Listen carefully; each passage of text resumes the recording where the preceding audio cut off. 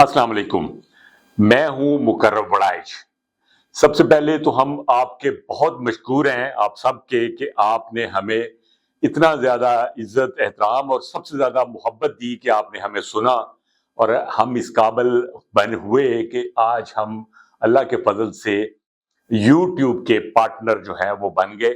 ये आपकी मोहब्बत के बगैर पॉसिबल नहीं था। ये आप लोगों की मेहरबानी के साथ है और हमारी कोशिश ये होती है कि हम न्यूट्रल और वो तज्जिया दें जो किसी पार्टी, किसी एक शख्सियत या किसी एक के हक में नहीं हो, बल्कि वो मुल्क के लिए बेहतरीन हो। तो ये हमारा खासा है, इसी को हम आगे लेके चल रहे हैं।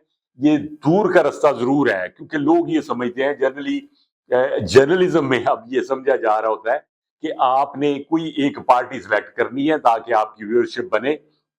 तो हमने लंबा रास्ता लिया है। हमने कोई एक पार्टी नहीं रखनी इस तरह, हमने कोई एक शख्सियत नहीं रखनी, हमने पाकिस्तान रखना है हमारी नज़र में सबसे पहले और सबसे अहम पाकिस्तान, ताकि हम अपनी आने वाली नस्लों को एक बेहतर मुल्क दे के जाएं, बेहतर पाकिस्तान दे के जाएं। तो आज की बात पे आते हैं। आज की बात है बहुत अहम। इससे पहले दरखास्त है कि चैनल को आप सब्सक्राइब कीजिए, लाइक कीजिए, शेयर कीजिए और इसको कमेंट बॉक्स में आप कमेंट जरूर दीजिएगा। पाकिस्तान की सबसे मकबूल पार्टी और कौमी असेंबली में भी सबसे ज्यादा सीटें इस वक्त कौमी असेंबली में जो अपोजिशन पार्टी है और केपीके में रूलिंग पार्टी है, तो सबसे ज्यादा नशिस्तें हैं। लेकिन क्या है, पार्टी जो है वो अपोजिशन में बैठी है और केपीके में वो रूलिंग पार्टी है। इस पार्टी की बुनियाद बेसिकली लाहौर में रखी गई और खान साहब की रिहाइश चूंकि उन दिनों में खास तौर पे लाहौर में थी और या पिंडी जो बनी गल है वो था, तो लिहाजा पार्टी पे उस वक्त जो ज्यादा इन्फ्लुएंस था वो पंजाब के लोगों का था और पंजाब के लोग ज्यादा ओहदेदार थे। फिर बाद में ये पार्टी जो है केपीके में मकबूल हुई और काफी मकबूल हुई। याद रहे कि मैं बताऊं कि लाहौर में मीनार पाकिस्तान पे जलसा हुआ था। ये पार्टी की बेसिकली बुनियाद समझ लें वहां पे रखी गई थी। तो बहरहाल चूंकि उस वक्त तमाम ओहदेदारान, मेन ओहदेदारान जो थे वो पंजाब से थे, लेकिन फिर क्या हुआ, अब तकरीबन तमाम अहम ओहदेदार जो है वो केपीके के हैं। आप चेयरमैन को देख लें, चेयरमैन गौहर खान केपीके, असद कैसर साहब हैं, आप अली अमीन गंडापुर साहब हैं, उमर अयूब साहब हैं जो कि अपोजिशन लीडर हैं, शेख अफजल मरवत साहब हैं, बैरिस्टर साहब हैं और मैं बहुत सारे नाम नहीं ले रहा क्योंकि एक लंबी लिस्ट बन जाएगी। लेकिन यानी तमाम ओहदे आपके पास, चेयरमैन, डिप्टी चेयरमैन, आपके पास जो इस वक्त जनरल सेक्रेटरी रिसेंटली, इससे पहले वो भी केपीके के थे, रिसेंटली जो सलमान अकरम राजा है वो भी पिंडी से ताल्लुक रखते हैं। तो लाहौर से इस पार्टी की जो अब रुकनियत है वो बहुत ही लिमिटेड हो गई है और पंजाब में भी खास तौर पे, जिसकी बहुत बड़ी मिसाल जो है वो आप दे सकते हैं कि लाहौर में जो जलसा हुआ वो भी कहा जा रहा था गंडापुर हैं केपीके के जो वजीर आला, उनके ना आने की वजह से फीका रह गया। हालांकि उसमें चेयरमैन भी आए थे और उसमें जनरल सेक्रेटरी साहब ने भी खिताब किया था। बहरहाल इस वक्त जो मेरा अहम मसला है वो ये है, या हम जो डिस्कस कर रहे हैं कि लाहौर और पंजाब, इसकी रुकनियत जो है इस वक्त पार्टी में ये बहुत, या तो जो लाहौर के लीडर है वो हैं ही नहीं है, बहुत कम है, और अगर कोई है तो वो या रूपोश है या जेल में है।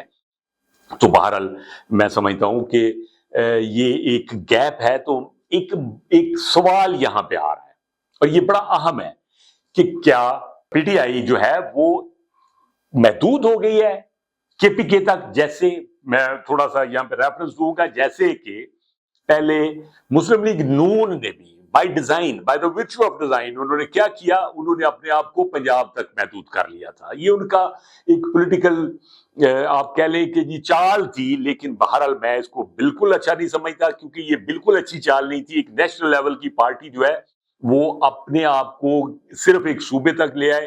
ان کا خیال تھا کہ اگر ہم پنجاب میں اچھی سیٹیں لے لیں گے، ہم فیڈرل میں بھی اچھی سیٹیں لے لیں گے، ہمارا وزیر اعظم بھی بن جائے گا اور ہمارا وزیر اعظم بھی بن جائے گا، جو کہ بنتے رہے.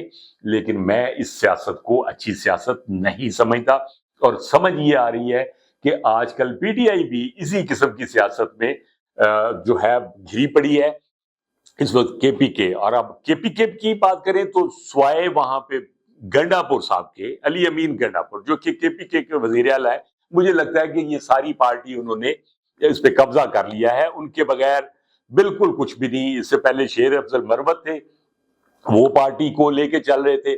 اور یہ ایسا کیوں ہوتا ہے، یہ میرا ایک کوشچن ہے، بہت بڑا کوشچن مارک ہے، کہ پی ٹی آئی کو ایک وقت میں کوئی ایک دو لیڈر آؤٹ سپوکن چاہیے جو کسی بھی طور پہ کسی کی بھی عزت جو ہے وہ اچھال دیں یا کسی کے متعلق جو مرضی بات کر دیں. تو بہرحال یہ میرا ایک کوشچن ہے. کمنٹ باکس میں ضرور کمنٹ دیجیے گا کہ کیا پی ٹی آئی ایک صوبے تک اور کے پی کے تک محدود ہو کے رہ گئی ہے؟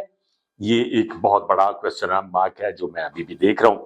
اب لاہور کے جلسے کی بات کریں گے تو لاہور کا جلسہ ویسے تو وہاں پہ بہت سارے لوگ، مطلب آپ دیکھیں، میں حاضری کی بات ہی نہیں کرتا کیونکہ پی ٹی آئی کو یہ کا ایشو یہ نہیں ہے کہ ان کو دیکھنے کے لیے لوگ آ رہے ہیں یا نہیں آ رہے، جلسہ کامیاب ہوگا یا نہیں ہوگا.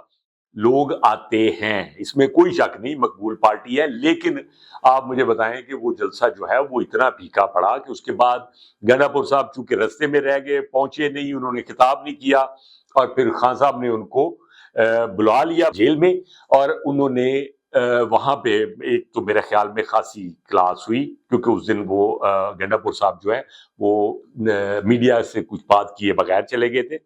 لیکن اب اس کا وے آؤٹ انہوں نے یہ نکالا ہے کہ گنڈا پور صاحب کی دوبارہ ڈیوٹی لگائی ہے کہ وہ لاہور میں جلسہ کریں اور وہ بھی مینار پاکستان میں جلسہ کر کے دکھائیں. اچھا، اس سے پہلے پنڈی میں ایک جلسہ جو ہے وہ پی ٹی آئی نے رکھا ہے.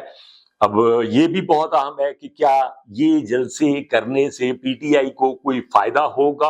دو جلسے آلریڈی ہو چکے، اس سے پی ٹی آئی کو کیا فائدہ ہوا ہے؟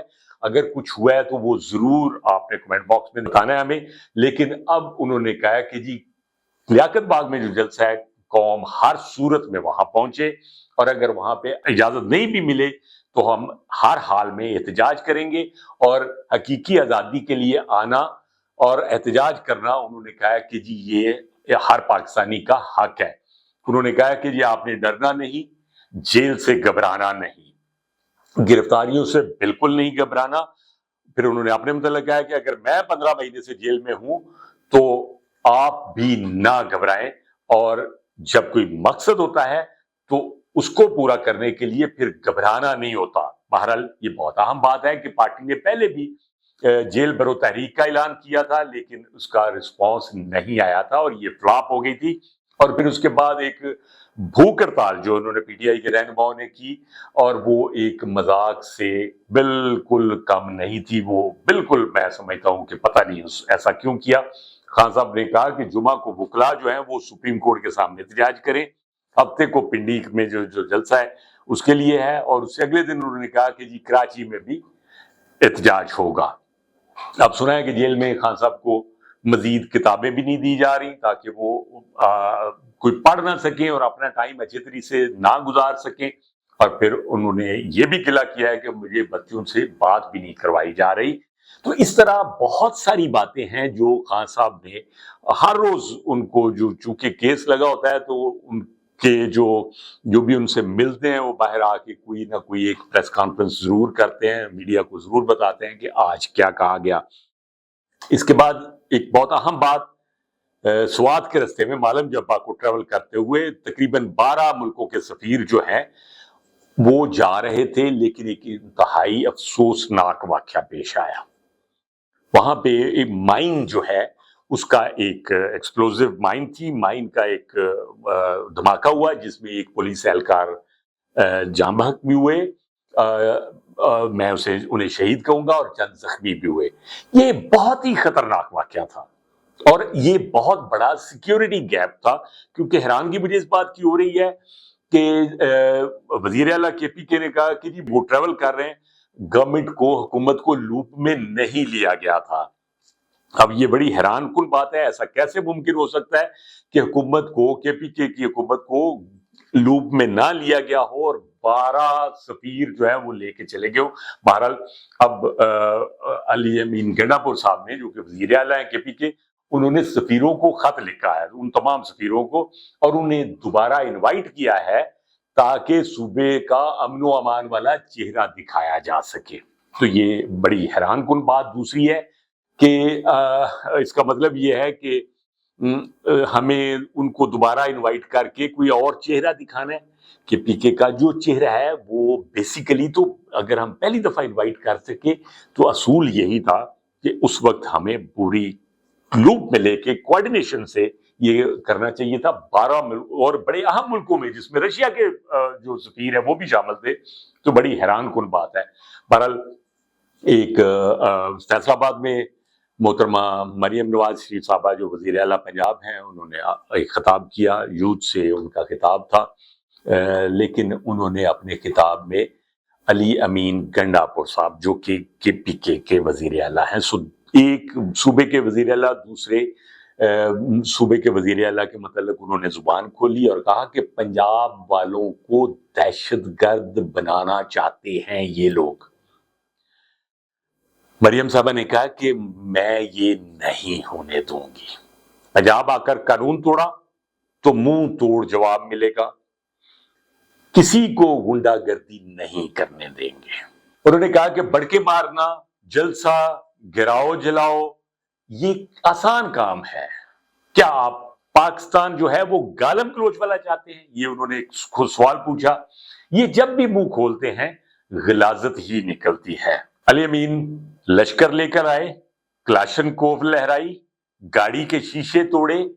میرا ذاتی خیال ہے، یہ انہوں نے بیان دیا، میرا ذاتی خیال ہے کہ مریم صاحبہ کو یہ بات نہیں کرنی چاہیے تھی۔ اگر وہ یہ بات نہ کرتی تو زیادہ اچھا ہوتا، کیونکہ یہ ایک صوبہ اور دوسرا صوبہ ہے، اور یہ دونوں صوبے پاکستان کے ہیں، اور دونوں جو ہیں وہ چیف ایگزیکٹو ہیں صوبوں کے، تو ہمیں ایک دوسرے کے پاس آنا جانا ہے۔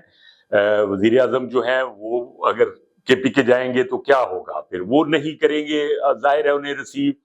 تو یہ ساری چیزیں ایک ایسی طرف لے کے جاتی ہیں ہم لوگوں کو، پاکستان کا یہ کون سا چہرہ دکھا رہے ہیں۔ تو بہترین یہ تھا، میرا یہ بہت فائق مشورہ ہے کہ مریم صاحبہ ڈائریکٹ ایسی باتیں نہ کرتی تو زیادہ اچھا تھا۔